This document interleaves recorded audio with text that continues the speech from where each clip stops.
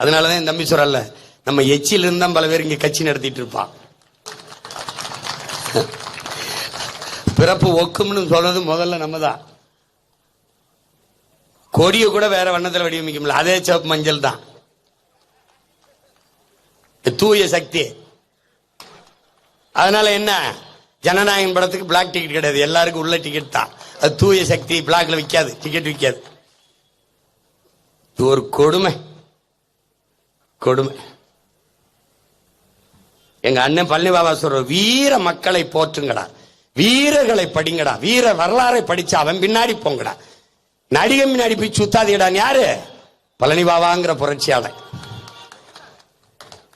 அவனை முஸ்லீம்ன்றது சொல்லுக்கு போயிருக்குது, அவன் நாடா, அவனை ஆப்கானிஸ்தானுக்கு போய் சொல்லு. யாரு? நம்ம ஐயா ஒரு போக்கு சமூக சீர்திருத்தவாதி, நம்ம ஐயா ஈவேர தான். இந்த RSS காரன் கூட எங்களை பாகிஸ்தானுக்கு தான் போய் சொன்னான், இவன் ஆப்கானிஸ்தானுக்கு போய் சொல்லிடுறாப்ல. நம்மள கேட்கிறாப்ல, இது அவன் நாடா, அவனுக்கு இந்த நாட்டுக்கு என்ன சம்பந்தம்? அது இருக்கட்டும், உனக்கு இந்த நாட்டுக்கு முதல்ல என்ன சம்பந்தம்? நீ யாரு முதல்ல?